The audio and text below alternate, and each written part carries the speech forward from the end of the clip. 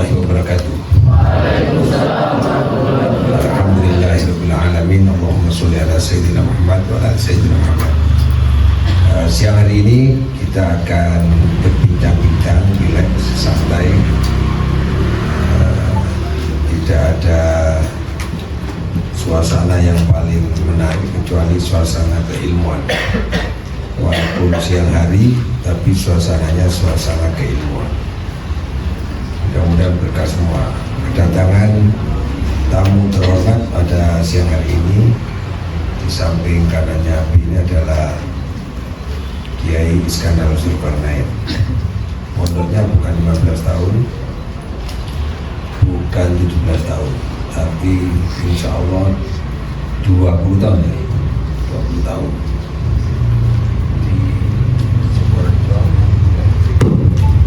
Di Sukorejo, di Paiton,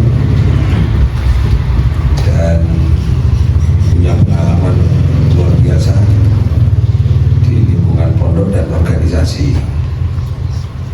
Beliau putra dari Kiai Haji Mahmud Thayyib, tokoh besar sekitar tahun 60, 70, 80-an, menjadi tokoh di Banyuwangi. Sebelah kanannya lagi, seusia itu dengan Kiai Zulkarnain, yaitu Kiai Mukhdar Atim BA, dulu ketua Ansor, kemudian jadi DPRD Banyuwangi. Beliau alumni Tebu Ireng. Beliau adalah murid dari pondok pesantrennya Kiai Hasyim Asy'ari. Nanti kamu bisa diskusi, ngobrol selain tentang Nabi, juga tentang KNU-an dengan beliau. Ya, beliau juga punya pengalaman usaha, yang usahanya adalah usaha menyiapkan kitab-kitab para santri, para ilmuwan. Beliau punya suatu usaha khusus kitab namanya Al-Bayan. Sekarang adalah pengurus cabang Nahdlatul Ulama Banyuwangi. Baik, kita mulai dari, nanti dicatat ya, Maulid dan hari ulang tahun kemerdekaan. Harusnya waktu tanggal 25, 26, 27 itu undang Gus Kornen. Baik, tapi nggak ada terlambat karena bersamaan dengan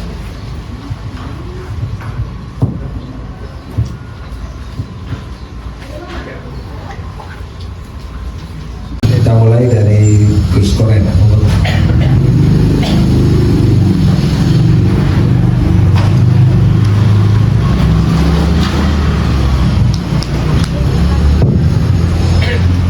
Assalamualaikum warahmatullahi wabarakatuh. Bismillah, alhamdulillah, wassalatu wassalamu ala rasulillah Sayyidina wa maulana Muhammad ibn Abdillah wa ala alihi wa sahbihi wa ala qabadi. Yang saya muliakan termasuk Pondok Pesantren Al-Dzikra Kiai Haji Insinyur Ahmad Wahyudi SMH, akhina billah Kiai Haji Mukhdar Atim BA, para santriwan-santriwati Pondok Pesantren Al-Dzikra yang saya cintai dan saya banggakan.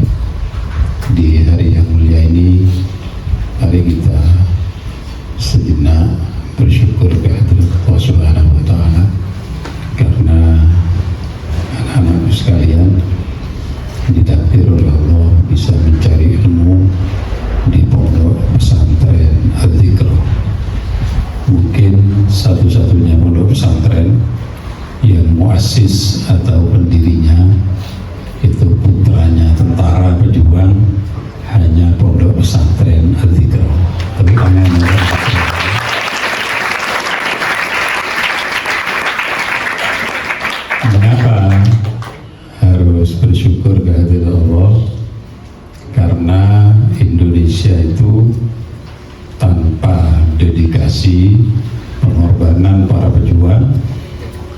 Indonesia itu tidak akan merdeka. Makanya dalam preambul atau Undang-Undang Dasar 1945, para the founding fathers, para pendiri negeri itu menyatakan atas berkat rahmat Allah yang Maha Kuasa dan didorongkan oleh keinginan luhur agar berkebangsaan yang bebas, maka dengan ini rakyat Indonesia menyatakan kemerdekaannya. Itu merupakan ungkapan yang sangat jujur dari para pahlawan syuhada bangsa bahwa Indonesia itu diberikan, dianugerahkan oleh Allah tidak gratis, ya, no prodeo, tidak gratis, itu harus dibayar dan ditebus oleh tetesan darah, cucuran keringat, dan bahkan jutaan para pahlawan syuhada bangsa yang mengorbankan segala-galanya sehingga Indonesia kemerdekaan, freedom itu diberikan oleh Allah. Jadi atas berkat rahmat Allah yang Maha Kuasa dan didorongkan keinginan luhur, itu yang harus digarisbawahi. Didorongkan keinginan luhur itu artinya kemerdekaan itu diperjuangkan. Oleh siapa? Ya oleh para pahlawan, para syuhada bangsa. Insya Allah leluhur anak-anakku semua itu dahulu ikut berperang melawan penjajah. Nah, oleh sebab itu sejarah tentang kemerdekaan itu tidak boleh dilupakan. Seperti yang saya sampaikan di khutbah tadi bahwa memperingati, mengenang sejarah itu merupakan perintah Allah yang termaktub pada surah Al-Hasyr ayat 18. Dan satu-satunya perintah dalam Al-Quran yang diapit dengan lafal ittaqullah itu hanya perintah tentang membaca dan mengenang sejarah. Dalam kitab Khazinatul Asrar, Syekh Muhammad Hakim Nazili, beliau mengatakan bahwa Al-Quran itu terdiri dari sittatu alafin wa sittu mi'atin wa sittuna ayat. Jadi Al-Quran itu, ini versi Syekh Muhammad Hakim Nazili, Al-Quran itu terdiri dari 6.660 ayat. Dari 6.660 ayat ada perintah Allah yang diapit dengan lafal ittaqullah hanya satu ayat, yaitu dalam surah Al-Hasyr ayat 18. Yang lain itu tidak ada. Perintah sholat, perintah haji, perintah zakat itu tidak diapit dengan lafal ittaqullah, tapi perintah mengenang dan memperingati sejarah itu diapit dengan lafal ittaqullah. Itu menunjukkan bahwa mengenang dan membaca sejarah itu sangat urgen, sangat penting bagi para penerus bangsa termasuk kita bersama. Dalam surah Al-Hasyr itu ayat 18 Allah berfirman, A'udzubillahi minasyaitonirrajim, Bismillahirrahmanirrahim. Ya ayyuhalladzina amanu taqullaha wal tanzur nafsum ma qaddamat lighad wattaqullaha innallaha khabirum bima ta'malun. Ya ayyuhalladzina amanu taqullaha, wahai orang-orang yang beriman, bertakwalah kan kepada Allah. Wal tanzur nafsum ma qaddamat lighad, hendaknya manusia itu melihat apa yang sudah terjadi. Itu namanya sejarah. Sejarah siapa? Ya sejarah para nabi, para rasul. Lighat untuk menapak perjalanan hidup yang akan datang. Mengapa Rasulullah ketika memimpin perang Uhud itu kalah? Itu perlu dipelajari. Kenapa Rasulullah ketika memimpin perang Badar itu menang? Itu juga perlu dipelajari. Jadi sebab kekalahannya perlu dipelajari, sebab kemenangannya juga perlu dipelajari. Itu tentang sejarah. Wattaqullah, dan bertakwalah kamu kepada Allah. Innallaha khabirum bima ta'malun. Sesungguhnya Allah itu maha teliti dengan apa yang kamu perbuat, kamu tulis, terutama oleh sejarawan.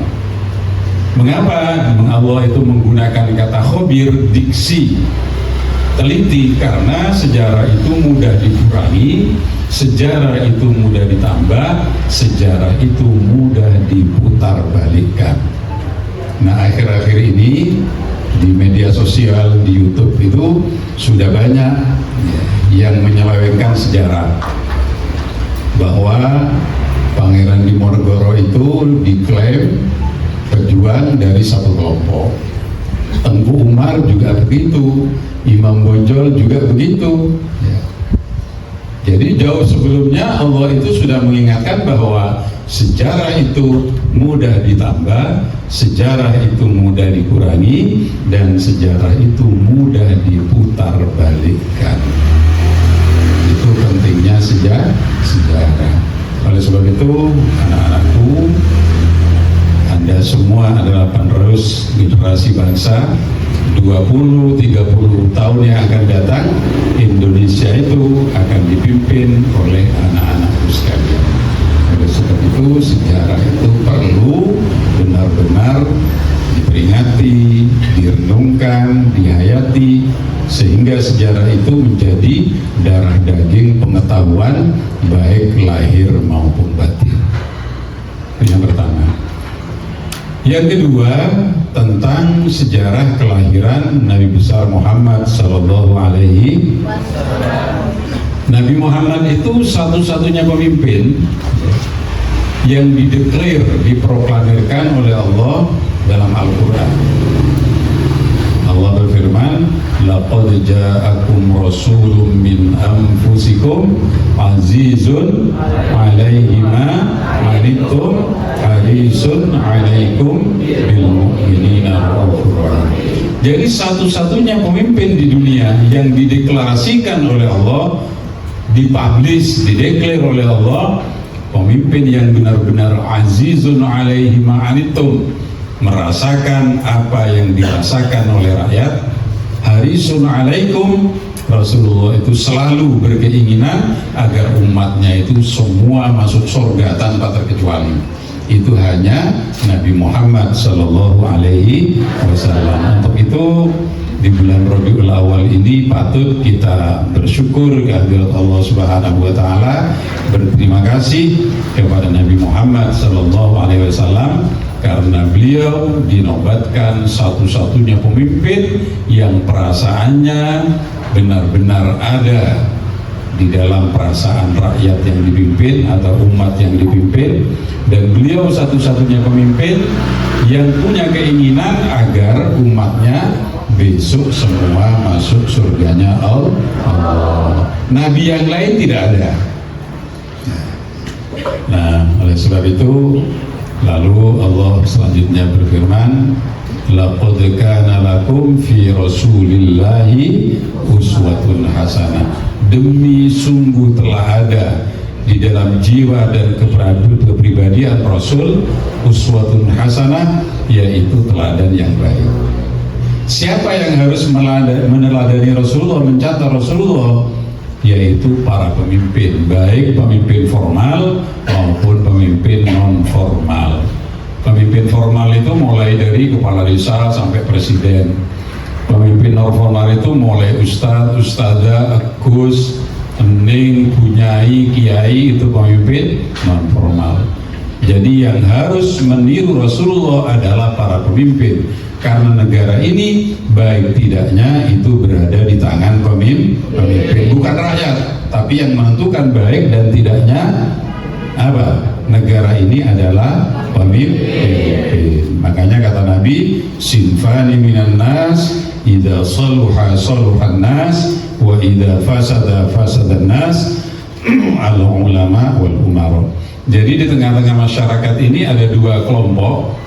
Kalau dua kelompok itu baik, maka masyarakat, rakyat itu akan baik. Siapa? Al ulama wal umara, yaitu pemimpin non formal dan pemimpin formal.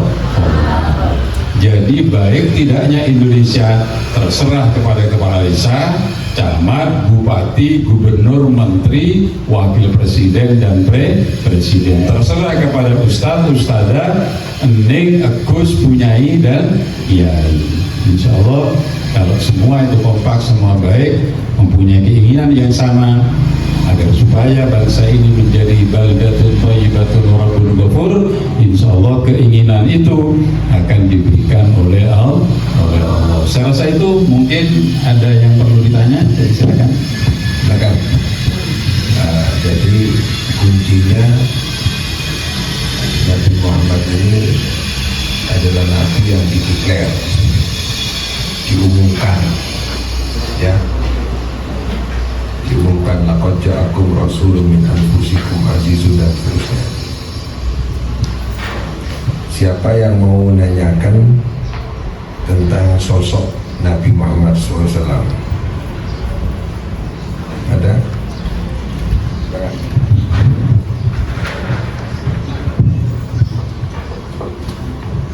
Assalamualaikum warahmatullahi wabarakatuh.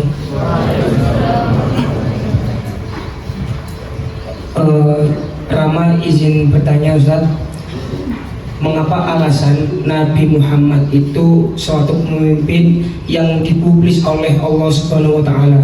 Lalu apa tujuan Allah itu mengeklaim Nabi Muhammad sebagai pemimpin di daerah lingkungannya Nabi Muhammad? Terima kasih. Assalamualaikum warahmatullahi wabarakatuh. Ayo satu lagi, perempuan.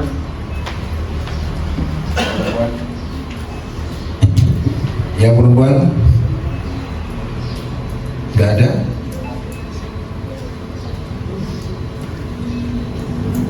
Gak ada lagi? Maksudnya yang mengeklaim itu apa?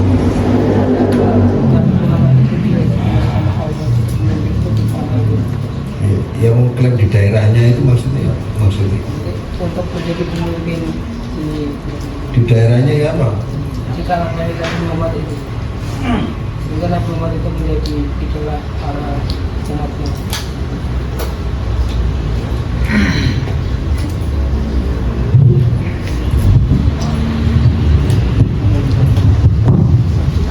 Dari Santriwati tidak ada yang mau bertanya? Ayo yang alia-alia ini ada? Masih mikir. Iya. Baik ya, Rama ya namanya. Coba diulang satu kali yang keras suaranya. Maksudnya ya apa? Jelas. Tadi Ustadz menjelaskan bahwa Nabi Muhammad itu adalah sesosok pemimpin satu-satunya yang dipublis oleh Allah untuk menjadi pemimpin karena ia memiliki sifat harisun, kemudian azizun. Dan pertanyaannya, mengapa Allah itu menjadikan satu-satunya pemimpin dari seorang nabi, dan apa tujuannya Nabi Muhammad itu dijadikan pemimpin satu-satunya? Terima kasih. Ya, terima kasih ya. Jadi Allah menurunkan pemimpin, atau dengan istilah lain Nabi dan Rasul itu sangat banyak. Tapi yang kualitasnya seperti Nabi Muhammad itu tidak ada.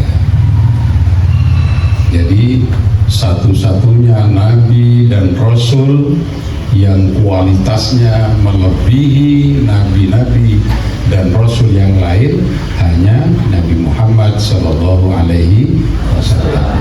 Makanya dalam Buddha, Imam Busiri mengatakan faqan nabiyina fi khalqin wa fi khuluqin wa lam yudanuhu fi ilmin wala karam. Faqan nabiyyin, Nabi Muhammad itu kualitasnya di atas semua nabi. Fi khalqin, baik dilihat dari sisi jasadnya, wa fi khuluqin, apalagi akhlaknya.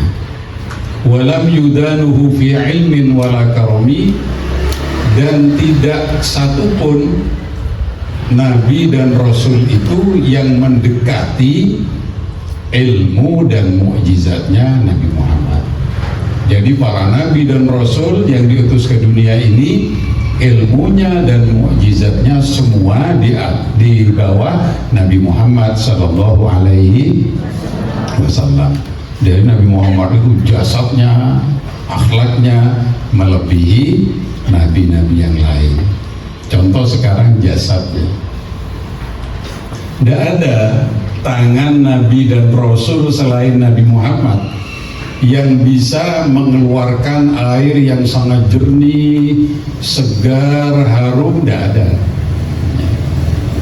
Makanya dalam kitab Dardir, kalau tidak keliru ya, jadi air di dunia ini ada 4. Cuma air yang paling mulia, yang paling utama itu air yang keluar dari jari-jari tangan Nabi Muhammad sallallahu alaihi wasallam. Wa afdalul miyahi ma'un qad nabat min baini asabi'in nabiyil muttaba yalihi ma'u zamzama fal kausaru fanailu misra summa baqil anharu. Jadi wa afdalul miyahi, adapun paling utamanya air, yaitu air yang qad nabat, yang benar-benar keluar bersumber min baini asabi'in nabil muttaba, dari jari-jari tangan nabi yang diikuti, dipanuti oleh seluruh umat manusia, yaitu air yang keluar dari jari-jari Nabi Muhammad sallallahu alaihi wasallam. Yang kedua, yalihi ma'u zamzam, yang kedua air Zamzam. Jadi air Zamzam itu kualitasnya masih di bawah air yang keluar dari jari-jari Nabi Muhammad sallallahu alaihi wasallam. Lalu fal kausar, air di telaga Kausar besok di akhirat, di surga itu nomor 3 dibandingkan air yang keluar dari jari-jari Nabi Muhammad. Jadi air yang keluar dari jari-jari Nabi Muhammad, kemudian air Zamzam, telaga Kausar, fanailu Misra, kemudian air yang ada di sungai Nil di Misra, di Mesir, summa baqil anharu, kemudian air yang ada di sungai Furat di Irak. Jadi 4 itu ya. Dan air-air itu tidak akan pernah kering. Air Zamzam tidak akan pernah kering karena sumbernya itu dari sungai yang ada di surga. Di surga itu dalam surat Muhammad itu ada 4 sungai. Masalul jannatil lati wa'idal muttaqun fiha anharum min ma'in ghairi asin. Di surga itu ada sungai, di sungai itu mengalir air Zamzam. Yang pertama, wa fiha anharum min labanin lam yataghayyar ta'mu, dan di surga itu besok ada sungai, di sungai itu mengalir air susu yang rasa dan warnanya tidak pernah berubah di surga itu. Wa fiha anharum min asalin musaffa, dan di surga itu ada sungai, di sungai itu mengalir madu yang murni, yang tidak kotor. Ya. Yang keempat, wa fiha anharum min khamrin ladzatin lisyaribin, di surga itu besok ada sungai, di sungai itu mengalir khamar, arak, tapi kalau diminum tidak mabuk, justru melezatkan. Itulah mengapa Nabi Muhammad SAW itu menjadi satu-satunya pemimpin yang dideklar, dipublish, diumumkan Nabi yang paling hebat. Ya. tuh besok siap ya mandi dan minum di sungai susu? Santriwati?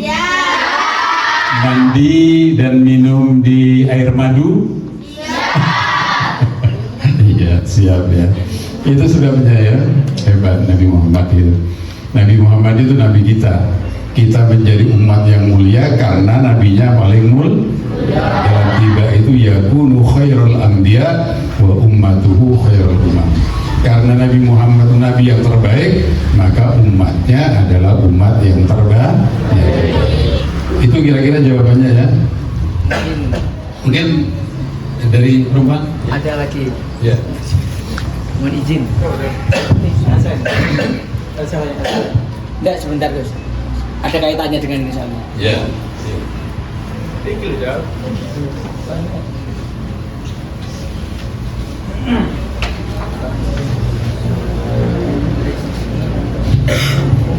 Assalamualaikum warahmatullahi wabarakatuh. Terima kasih telah mengizinkan kami untuk sedikit mempertanyakan dan memberikan kejelasan terkait apa yang telah dijelaskan oleh Gus Dormen. Dalam Al-Quran itu ada Bismillahirrahmanirrahim di surat Al-Baqarah ayat 247, wa qala lahum nabiyyuhum innallaha qad ba'atha lakum taluta malikan. Jadi sebetulnya yang dideklarasi pemimpin oleh Allah Subhanahu wa taala itu sebetulnya tidak hanya Nabi Muhammad, Gus. Ternyata ada yang bukan nabi itu dideklarasikan oleh Allah Subhanahu wa taala menjadi pemimpin. Nah, kita harus pisahkan terlebih dahulu. Kami sepakat bahwa kalau nabi terbaik yang lebih berhak daripada diri kita sendiri adalah Nabi Muhammad, memang sangat sahih. Namun satu-satunya pemimpin yang dideklarasikan oleh Allah Subhanahu wa taala bukan hanya Nabi Muhammad, tetapi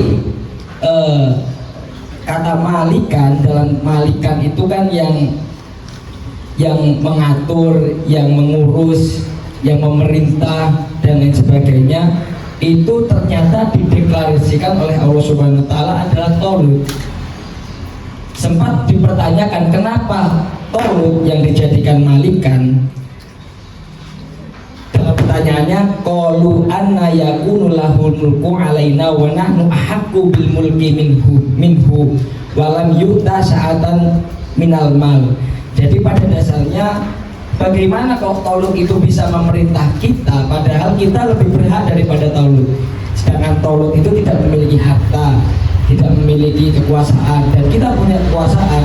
Nah, dijawab oleh Allah Subhanahu wa taala, innallaha astafahu alaikum wa zadahu bastatan fil ilmi wal jism. Ternyata syarat pemimpin itu yang dimaksud oleh Allah Subhanahu wa taala itu bukan orang yang memiliki banyak hartanya, bukan orang yang kuasa atas kekayaannya, bukan yang kuasa atas nasabnya, melainkan yang kuasa, yang memiliki, yang dianugerahkan oleh Allah Subhanahu wa taala bastotan, yang luas ilmunya, wal jism, dan perkasa jasmaninya. Jadi yang dideklarasikan bukan hanya Nabi Muhammad, Gus.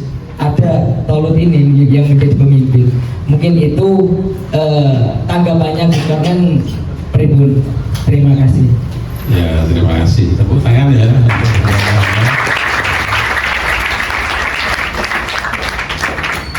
Jadi manusia paling luas ilmunya itu Nabi Muhammad. Talut itu tidak ada apa-apanya. Makanya kata Nabi, ana madinatul ilmi wa aliyul baru. Saya adalah kotanya ilmu. Talut itu segini ya, kalau dibandingkan Nabi Muhammad. Kemudian kekuatan Rasulullah itu melebihi pemimpin yang lain, dan Rasulullah itu kekuatannya bukan hanya pribadi beliau, tapi kekuatannya itu ditopang oleh kekuatan para malaikat. Malaikat Jibril itu raja malaikat. Kapanpun dibutuhkan oleh Rasulullah pasti melaksanakan perintah Rasulullah. Jadi Talut itu kalau dibandingkan Rasulullah segini ya, tidak ada apa-apanya. memang dideklarasikan, tapi saya kan sudah mengatakan satu-satunya pemimpin yang dideklarasikan yang kualitasnya melebihi pemimpin yang lain adalah Nabi Muhammad. Setelah Nabi Muhammad itu ada lagi Nabi Musa, tapi itu di bawah Nabi Muhammad. Nabi Nuh di bawah Nabi Muhammad, apalagi hanya sekedar raja. Nabi dan Rasul itu di bawah Nabi Muhammad, raja itu di bawahnya para Nabi dan Rasul. Nabi Sulaiman itu kan hebatnya luar biasa, jin, angin, manusia, hewan itu tunduk kepada Nabi Sulaiman. Tapi Nabi Muhammad itu melebihi Nabi Sulaiman.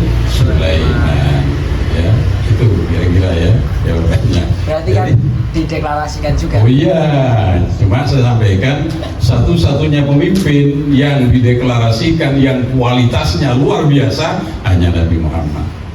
Ya, kalau yang dideklarasikan ya banyak. Karena Nabi Taulud itu segini kalau dibandingkan Nabi Muhammad, harus yakin itu. Ya, jangan terpengaruh dengan ayat itu. Ya, betul ya, sudah. Ayo yang lain. Ada lagi?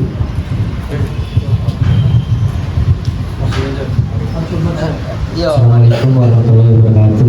Izin Kiai, nama saya Fahmi. Mungkin pertanyaan saya itu sederhana. Tadi yaitu mengutip pertama atau awalannya itu tentang surat Al-Hasyr ayat 18. Itu ya ayyuhalladzina amanu taqullaha wa tanzur nafsum ma qaddamat liqad wattaqullaha innallaha khabirum bima ta'malun. Jadi mengapa yang mengkorelasikan surat Al-Hasyr ini dengan sejarah Nabi? Mungkin itu saja pertanyaannya. Terima kasih.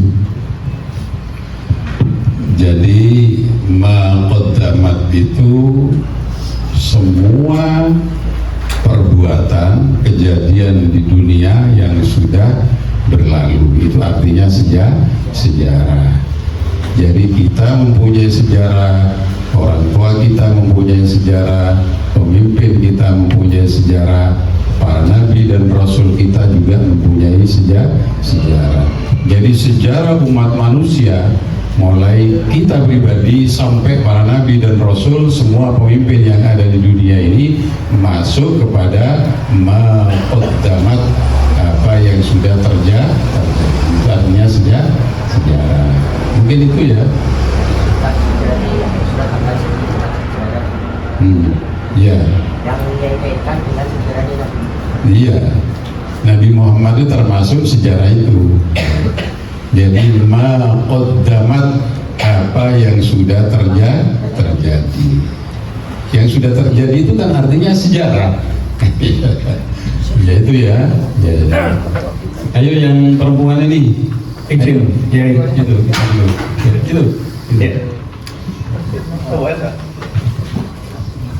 Masih sudah kakinya gelap ya. Lanjut. Izin ya.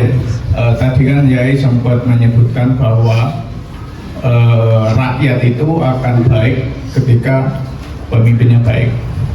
Nah, korelasinya dengan surah Al-An'am ayat 129 yang menyatakan, dan demikianlah kami jadikan sebagian orang-orang yang zalim itu menjadi pemimpin bagi sebagian yang lain disebabkan apa yang mereka lakukan. Artinya kalau berdasarkan surat ini, itu pemimpin itu tergantung rakyatnya.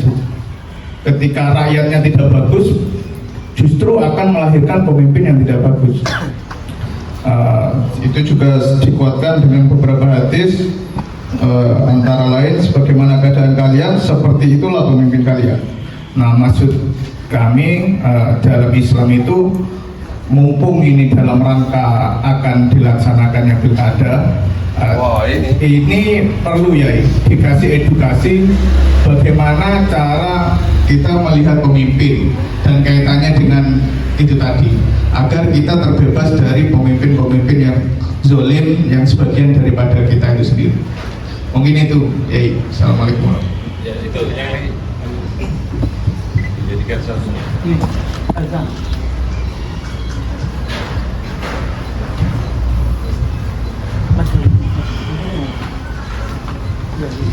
Assalamualaikum warahmatullahi wabarakatuh. Saya mau bertanya, tadi dijelaskan oleh Gus Corner bahwa Nabi Muhammad itu adalah pemimpin yang dideklarasikan oleh Allah, yaitu yang dijelaskan di surah At-Taubah ayat 128.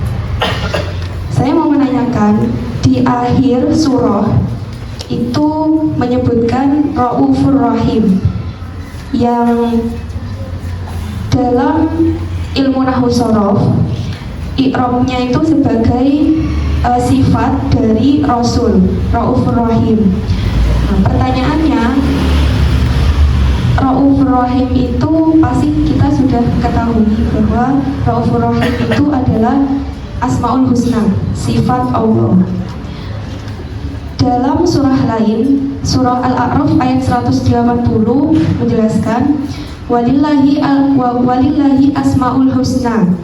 Walillahi iku tetep kedue Allah, asma'u utawi pira-pira asma al-husna kang bagus. Hanya milik Allah beberapa nama yang baik atau asmaul husna. Nah, ini pertanyaannya, Raufur Rahim itu Asmaul Husna, yaitu nama yang hanya dimiliki oleh Allah.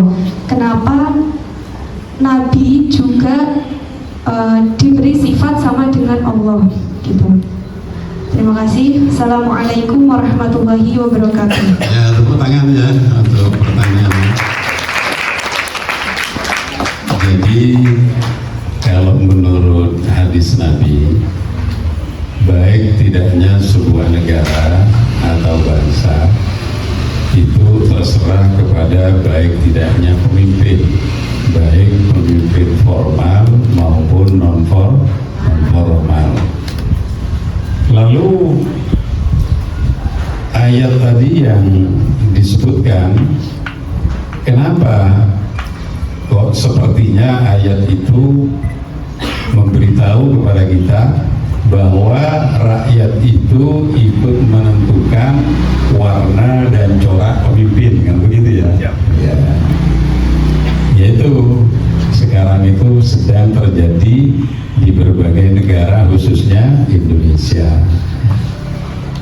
Memang kalau ingin kita itu membentuk suatu atau memilih pemimpin, itu ya harus yang pertama itu melihat kualitas pemimpin atau calon pemimpin yang akan dipilih.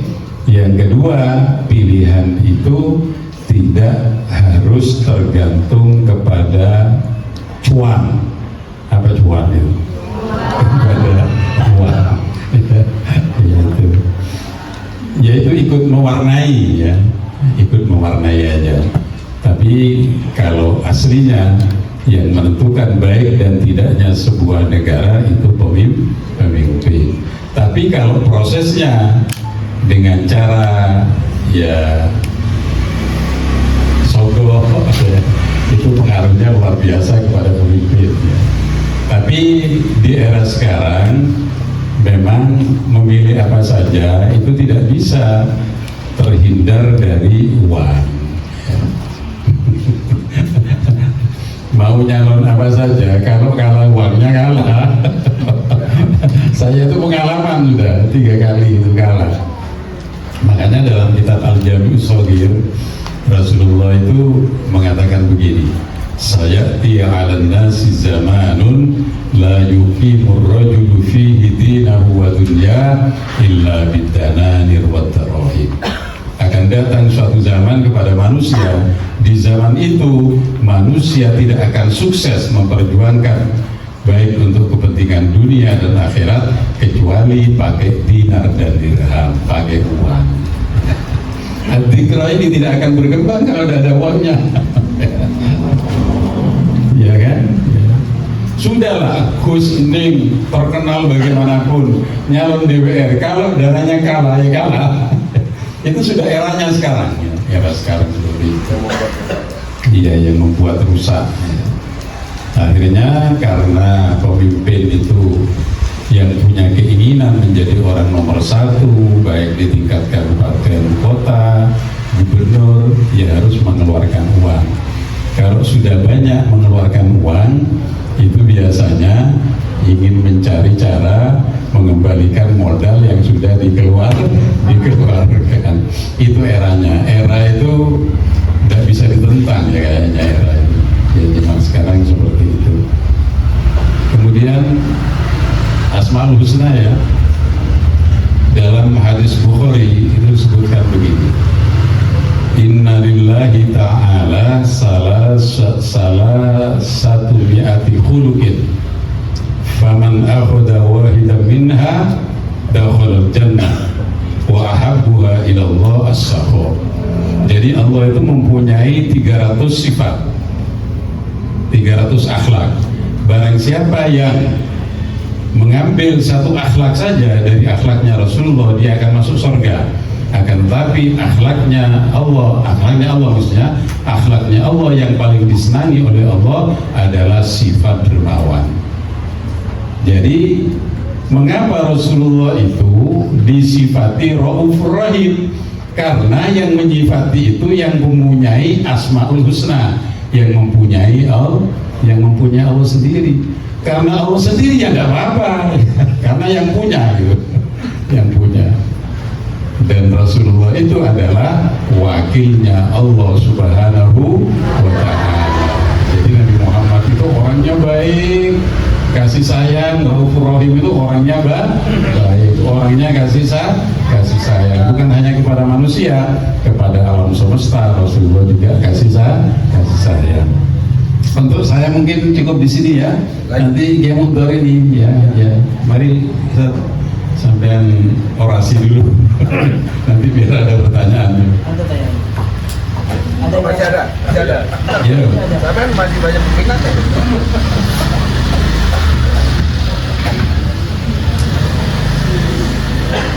Siapa lagi? Ada. Assalamualaikum warahmatullahi wabarakatuh. Tadi sempat dijelaskan bahwa Nabi Muhammad itu adalah nabi atau manusia yang sempurna, pemimpin yang sempurna dan sebagainya. Tapi kenapa pada Quran surat Ali Imran ayat 95 dijelaskan fattabi'u millata Ibrahim hanifa? Kenapa kita justru disuruh mengikuti ajarannya Nabi Ibrahim? Sedangkan Nabi kita sendiri, Nabi Muhammad, adalah pemimpin yang sempurna, suri tauladan yang baik. Mungkin itu saja. Assalamualaikum warahmatullahi wabarakatuh. Ayo, berdiri. Saudara berdiri.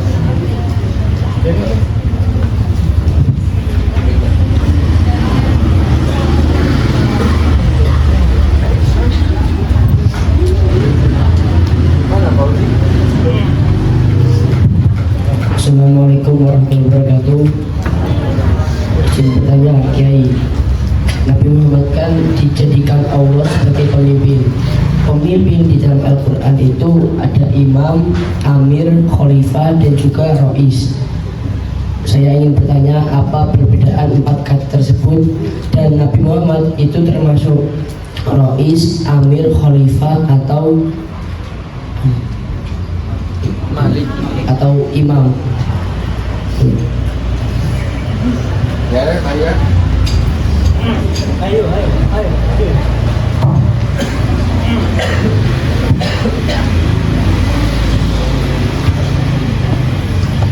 Assalamualaikum warahmatullahi wabarakatuh.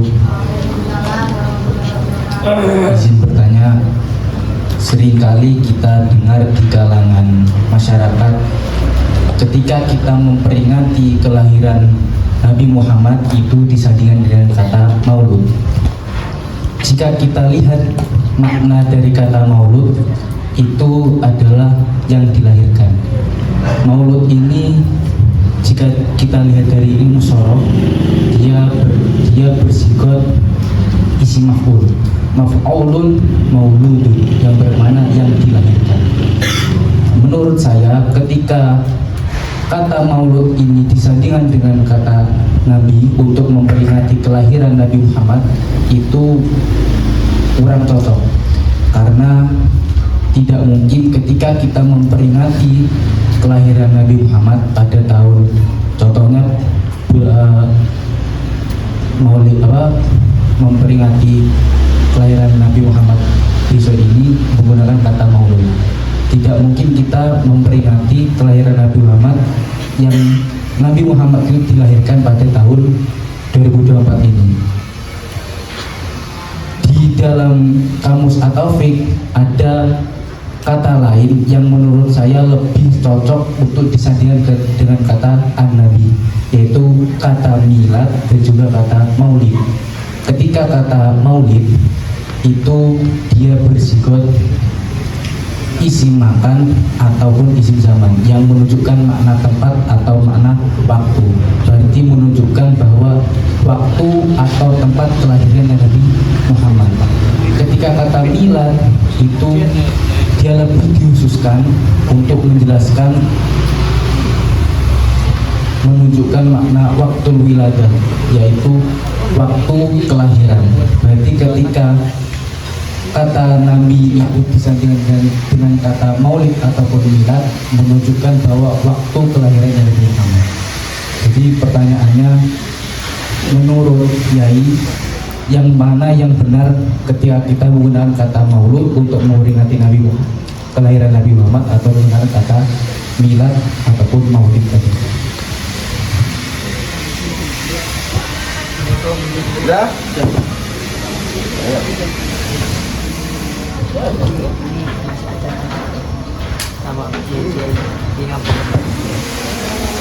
Assalamualaikum warahmatullahi wabarakatuh. Saya izin bertanya berbicara tentang kepemimpinan. Dalam Al-Quran itu ada salah satu ayat atau satu surat yang dimana yang disebut menjelaskan tentang cara kita untuk memimpin. Itu di dalam surat Al-Maidah ayat 51 yang berbunyi, Bismillahirrahmanirrahim, Ya ayyuhalladzina amanu la tattakhidul yahuda wan nasara awliya. Yang mempunyai makna, wahai orang-orang beriman, janganlah kamu menjadikan orang Yahudi dan Nasrani sebagai teman setiamu, atau bisa disebut dengan wali, pelindung, atau pemimpin. Nah, bagaimana kita tahu, sedangkan sekarang itu banyak kejadian orang Islam itu malah lebih mempunyai rasa kepemimpinan atau keadilan terhadap rakyat biasa. Jadi banyak orang Islam yang malah dia itu korupsi, seperti halnya lain, tidak adil kepada rakyatnya. Sedangkan ada beberapa orang yang non-mus itu malah lebih adil. Nah, menurut pendapat Yai, bagaimana cara tahu atau cara kita itu memilih pemimpin yang baik selain Islam? Terima kasih.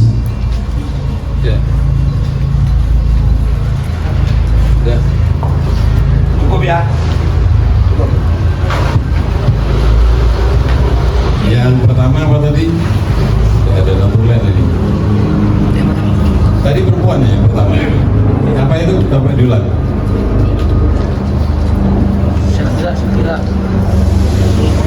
Berdiri aja.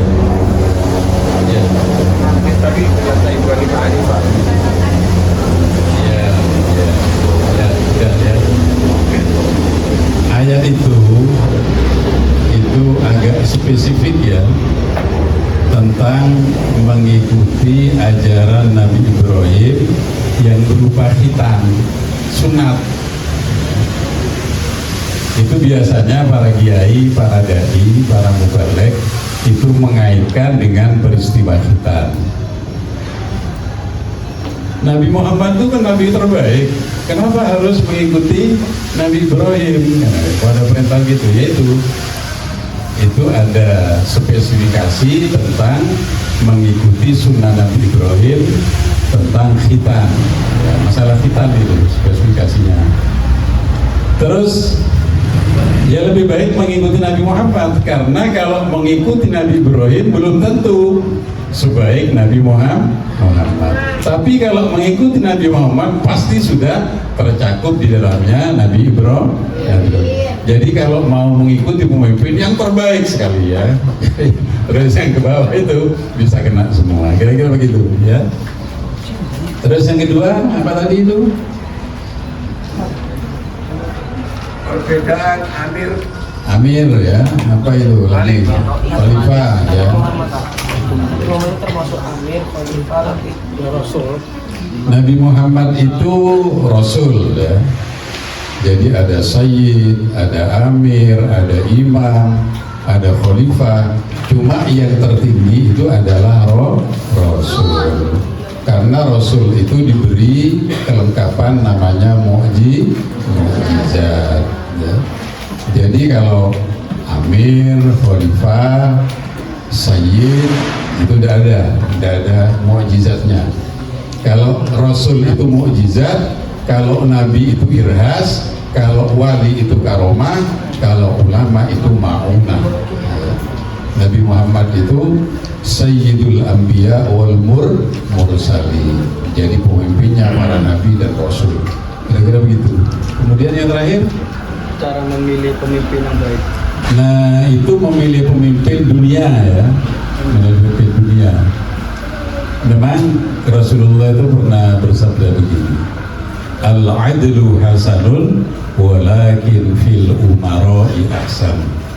Jadi adil itu baik, tapi akan lebih baik kalau yang adil itu adalah pemimpin umaro. Jadi dalam kaitannya dalam konteks pilkada, pilwali, pilbu, pilpres, itu pemimpin yang akan mengatur dunia. Pemimpin yang akan mengatur dunia itu tidak harus muslim, walaupun non muslim tidak apa-apa, tapi yang penting adil ya.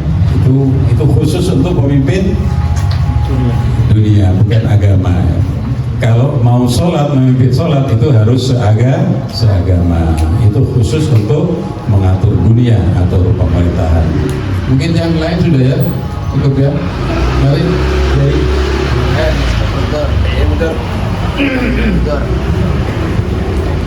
Assalamualaikum warahmatullahi wabarakatuh.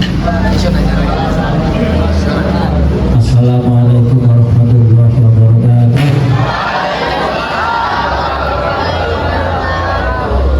Ini jam 3 kurang 20 menit. Saya jam 4 ada acara di Dubai.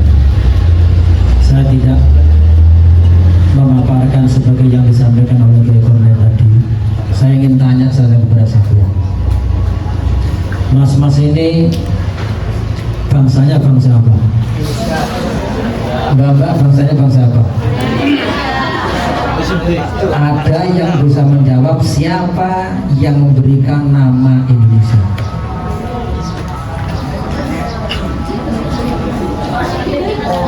Sampai jangan jadi orang Jawa tapi gak ngerti Jawa. Ya toh, sampean bangsa Indonesia, sampean bangsa Indonesia. Siapa yang memberi nama Indonesia itu menjadi Indonesia? Ayat itu. Siapa? Mungkin siapa dapat? Ayat itu.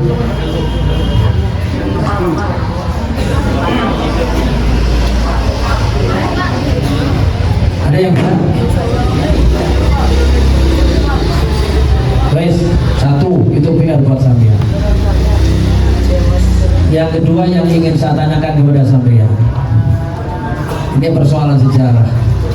Ketika baginda Kanjeng Nabi besar Muhammad Sallallahu Alaihi Wasallam, Allahumma sholli ala Sayyidina Muhammad. Indonesia pada waktu itu zamannya raja siapa? Majapahit itu 1200-an.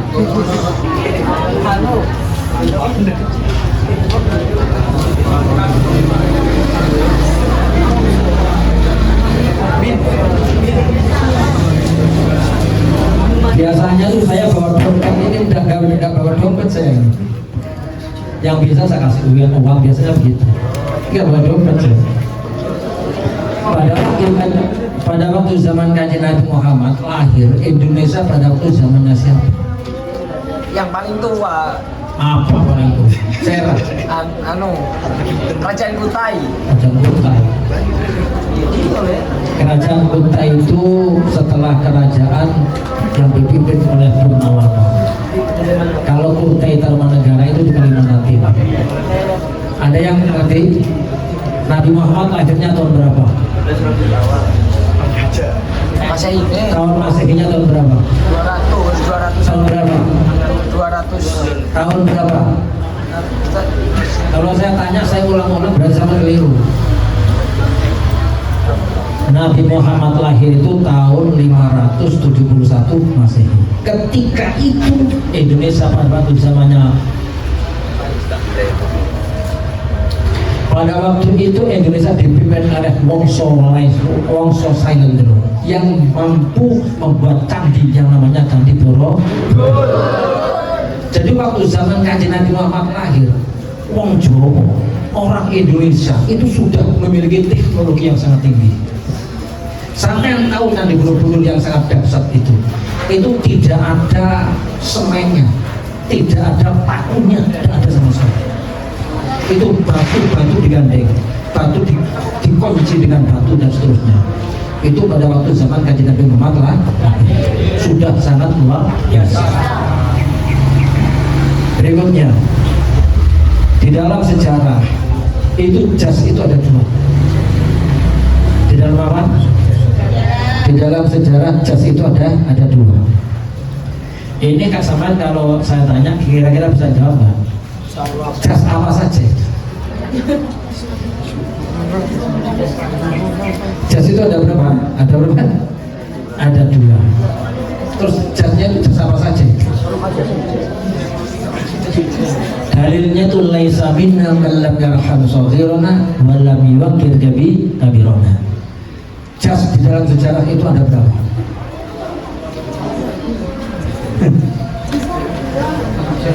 Ada berapa? Jas di dalam sejarah Indonesia itu ada dua. Yang pertama jas merah. Jas merah itu yang membuat adalah Pak Karno. Artinya jangan melupakan sejarah. Kalau sampean kepingin besar, kalau sampean kepingin sukses, kalau sampean kepingin berhasil mengukir sejarah, maka salah satu di antara potret yang akan ditiru adalah sejarah pejuang-pejuang dahulu, pejuang-pejuang yang sukses. Contoh pengasuh pondok pesantren Al-Fikro, Kiai Haji Insinyur siapa itu? Itu adalah kiai yang tidak pernah lelah, kiai yang tidak pernah menyerah ketika diuji, ketika dicoba. Mudah-mudahan kalian yang duduk di sini menjadi insan-insan yang mampu ketika menghadapi ujian dan cobaan. Yang kedua jas hijau. Jas apa? Pertama jas apa tadi? Yang kedua jas apa? Apa artinya jas hijau? Apa jas hijau? Artinya jangan melupakan jasa para ulama.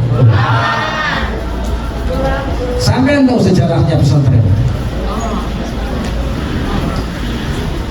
Kalau tadi saya mengatakan bahwa tahun 500 atau tahun 700-an atau abad ke-7 Indonesia ketika itu adalah zaman Wongso Silent, sampai mampu membuat Candi Borobudur. Makanya kalau ada turis-turis mancanegara terkagum-kagum dengan Indonesia karena Candi Borobudur, itu adalah jasa-jasa orang Hindu. Itu harus diakui. Ada yang pernah melihat Prambanan? Ada yang pernah melihat Prambanan? Itu yang membuat orang Hindu atau orang Buddha? Kalau Borobudur Buddha, kalau Prambanan itu sampai. Kalau ada orang terkagum-kagum dengan Candi Prambanan, itu adalah jasa-jasa yang dilakukan oleh orang-orang Hindu. Itu Indonesia. Jadi Bhinneka Tunggal Ika itu isinya yang Islam, yang Hindu, yang Buddha, karena mereka memiliki jasa-jasa yang menorehkan bangsa Indonesia itu menjadi bangsa yang besar. Yang kedua tadi itu jas hijau. Jas hijau itu jasa, jangan lupakan jasa para ulama. Saya tak menggandeng dari khutbahnya beliau tentang masalah kemerdekaan. Indonesia merdeka itu memang tahun 1945. Yang memproklamirkan siapa? Yang memproklamirkan siapa? Akan tetapi perlu diketahui, walaupun Presiden Soekarno pada waktu itu memproklamirkan negara Republik Indonesia, tidak satu negara pun yang mengucapkan selamat atas kemerdekaan Indonesia. Saya ingin tanya kepada sampean, kenapa ketika Pak Karno memproklamirkan Indonesia kok tidak ada negara yang lain mengucapkan selamat? Siapa jawab? Biasanya saya bawa dompet ini, dompet saya itu ada uangnya misalnya. Yang saya jawab, saya kasih duit. Ini dompetnya kelupaan. Siapa yang bisa? Kalau nggak ada yang jawab, jongkok 4 kali. Kalau jawab dikasih uang, kalau nggak jawab jongkok 4 kali. Hitungan 10. Kenapa setelah merdeka yang diproklamirkan oleh Presiden Soekarno itu tidak satu negara pun mengucapkan selamat? Tidak ada.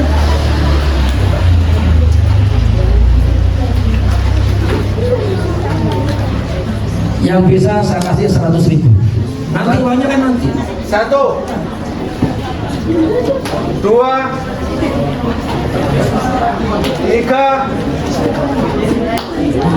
4, 5, pasang. Ayo, 6, 7. Yang perempuan diambil mantu sama Kiai Kurnen. Pasang diambil mantu sama Kiai Kurnen. Wes, tidak ada yang mengakui. Ini Pak mau jawab. Ya? Ayo, berdiri. Ayo. Isa. Kapan-kapan saya tak kesini lagi ya. Kalau sama tanya kan ditanya terus Pak. Sekarang saya yang tanya. Ayo. Nah, berdiri Sa. Ayo. Berdiri.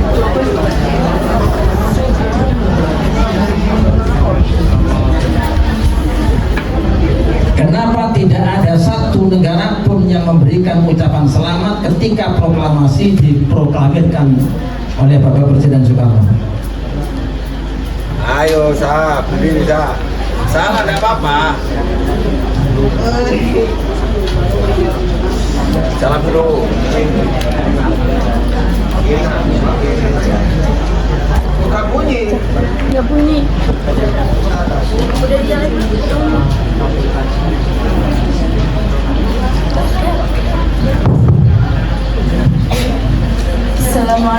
Assalamualaikum warahmatullahi wabarakatuh. Saya ingin menjawab pertanyaan yang diberikan oleh Ustaz. Kenapa waktu diproklamasikan rakyat Indonesia tidak memberikan Tidak ada negara yang mengucapkan selamat atas kemerdekaan Indonesia. Karena waktu itu rakyat Indonesia masih terjebak oleh bangsa Jepang. Ya, negara lain maksudnya. De facto. Negara lain tidak mengucapkan selamat. Karena pada waktu itu Indonesia masih terjebak oleh Jepang. Terjebak. Masih ada dijajah masih. Karena dijajah masih. Kan sudah proklamasi. Tapi masih Susah sih ngomongnya. Ini waktunya kurang 7 bulan. Hanya ingin jadi punya.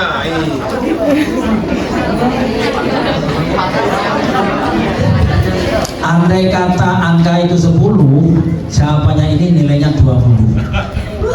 Nilainya 20. 20 karena ada kata-kata Jepangnya tadi. Nah, kurang dikit itu. Ayo pergi lagi. Ayo.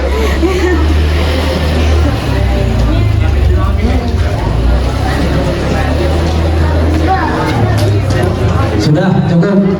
Tidak ada yang memberikan ucapan selamat terhadap kemerdekaan kemerdekaan Indonesia yang diproklamirkan oleh Bung Karno, karena seluruh dunia beranggapan bahwa kemerdekaan itu hadiah dari pemerintahan Jepang.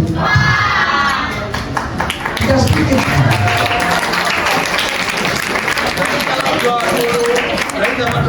20.000 nanti saya kasih 20.000 sampean. Jangan 20, nanti saya kasih 50 sampean. Nanti uangnya ada di mobil. Nah, terus kemudian bapak-bapak, nah ini, nih langsung. Nanti saya kesini lagi. Kapan-kapan kesini saya ngobrol. Calon mantunya Bukorin. Jadi baru negara-negara lain itu mengakui kemerdekaan Indonesia adalah karena perjuangan santri-santri. Nah, makanya sampai ini bukan tanpa sejarah. Dapat 50 lu jawab. Katanya Kiai Kurniawan tadi. Pertanyaan lagi. Kurang 3 menit Pak, apa jadi ngomong? Ya, gini. Perlu diketahui gerilya dan pemberontakan yang dilakukan oleh para kiai di pondok pesantren yang menghimpun kekuatan massa itu 200 kali pemberontakan. Berapa kali?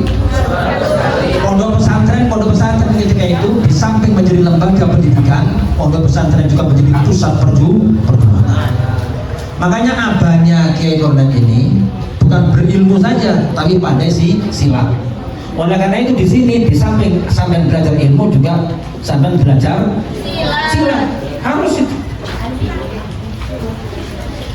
200 kali pemberontakan yang dilakukan oleh para ulama dan para kiai. Kalau sampai kenal Imam Bonjol, kalau sampai kenal Diponegoro, kalau sampai kenal Hasanuddin dan seterusnya, semuanya itu adalah jebolan orang-orang pondok pesantren. Terakhir bapak-bapak, terakhir saudara-saudara sekalian semuanya, pada tanggal 22 Oktober. Sekarang bulan apa? Terakhir pada 22 Oktober. Ulama-ulama itu dikumpulkan oleh Kiai Hasyim Asy'ari. Ulama-ulama itu dikumpulkan oleh Kiai Hasyim Asy'ari. Karena ulama-ulama itu dikumpulkan oleh Kiai Hasyim Asy'ari dan kondisi negara Indonesia masih dalam cengkeraman, walaupun belum sudah proklamasi, tapi kesannya masih dalam cengkeraman penjajah, maka Kiai Hasyim membuat sebuah resolusi yang disetujui oleh ulama-ulama se-Jawa Madura ketika itu. Ada yang bisa menjawab resolusi itu namanya resolusi apa? 1. Resolusi jihad 50.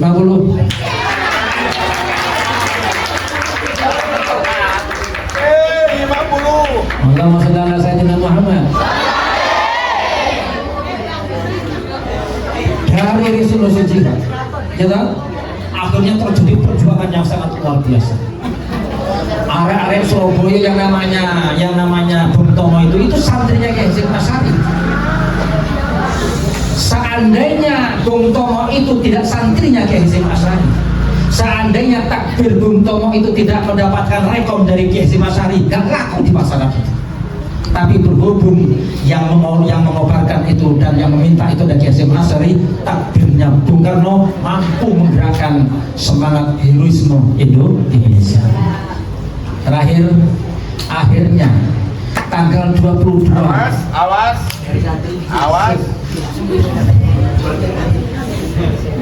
Borok menjadi Saya yang tanya. Tidak ada 22 hari santri toh? Ya. Singkat. Nomor kepresnya berapa? Nah itu oleh itu. 1, 2, 3, 4, 5. Nomor kepresnya.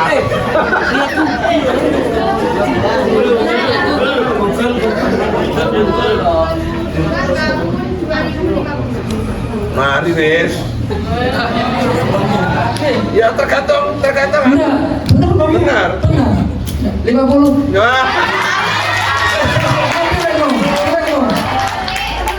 1,5 ya, 150 ya.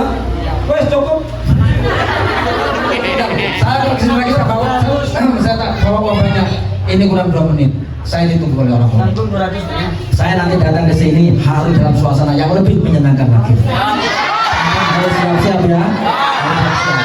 Kalau Kiai Kurniawan yang pidato, yang membuat narasi, Kiai Kurniawan dikelotor dengan pertanyaan. Tapi kalau saya yang mengkelotor sama ngelotor Anda, oke? Soalnya bagian saya bagian bagi-bagi uang. Doakan ya, toko saya semakin besar. Itu kitab At-Taufik itu dari siapa itu?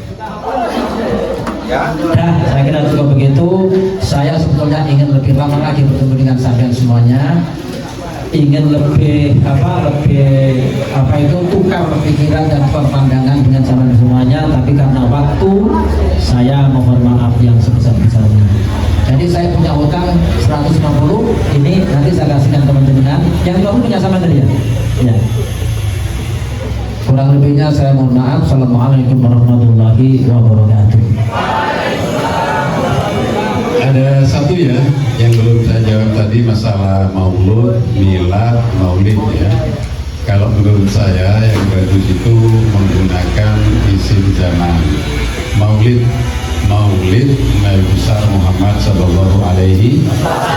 Biasanya kiai pesantren itu menggunakan diksi atau kata maulid, tidak maulud, tidak milad. Kalau milad itu biasanya yang sering menggunakan Muhammadiyah, milad Muhammadiyah. Tapi kalau NU itu maulid. Tadi siapa yang bertanya? Iya maulid ya yang bagus ya. Iya maulid. Baik. Oke. Nah, ilmu itu burung alim wis dari duit. Enggak percaya. Apa meneh terus pinter jawab pinter tawa. Beda kan? Beda. Saya itu 15 tahun Pak. Nyelengi dapat hampir 4 miliar. Nabung berapa tadi 15 tahun? 15 tahun. Dapat 4 miliar. Satu sampean. Balik ya? Balik. 1, 2, 3. Itu. Nggak tahu saya sampean aja. Pak.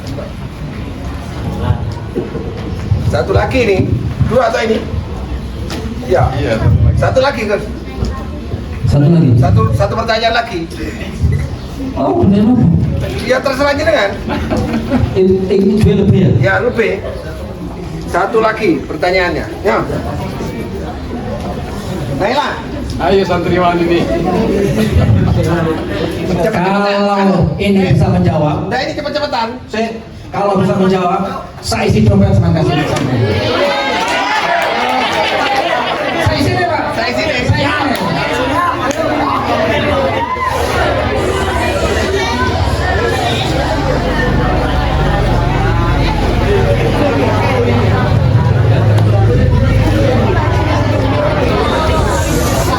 Sudah cukup. Saya kalau masalah uang itu nggak mikir saya.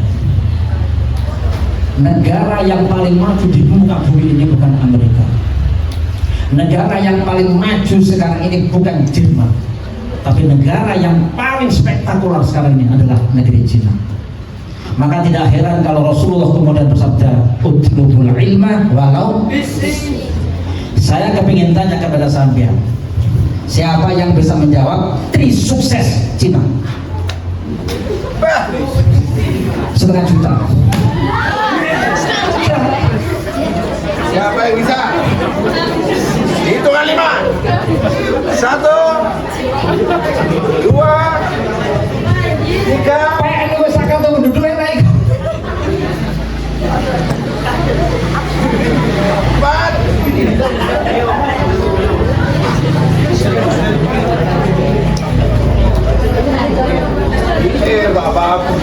Cina itu jangan dilihat Cinanya, ilmunya luar biasa mereka sekarang. Amerika itu membangun jalan 2 tahun, Cina 3 bulan selesai. Pada waktu membangun di Thailand, Amerika butuh waktu 10 tahun, Cina 2 tahun selesai. Luar biasa. Bangun 60 hari selesai. Ayo, Sa, pasang lagi. Ayo, Sa. tri sukses. Berdiri, Sa. Berdiri, Sa.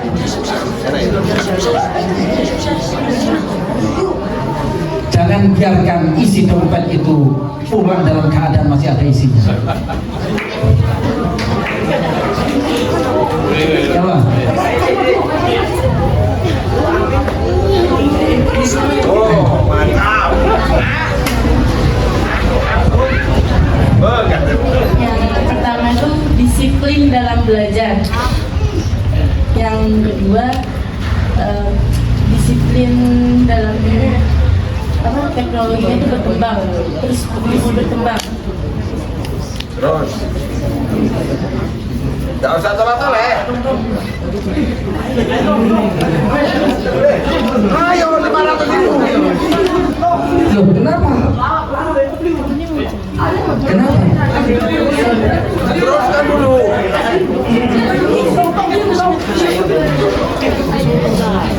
Gak ada di Google, gak ada ini.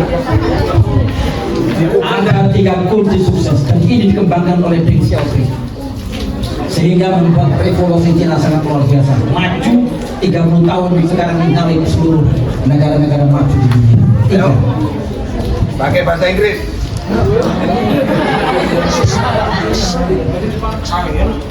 Bekerja keras itu ketiga itu bekerja keras, fokus pada usaha sendiri, dan anti tangan di bawah. Anti tangan di bawah itu tidak minta-minta. Sudah? Masih belum? Salah. Salah tahu habis salah. Ini jawabannya bahasa Cina ya, bahasanya. Jawabannya bahasa Cina ya. Enggak, saya nanti kesini lagi, ini akan saya tanyakan lagi. Kalau bisa nanti masih berlangsung ini. Sampai cari.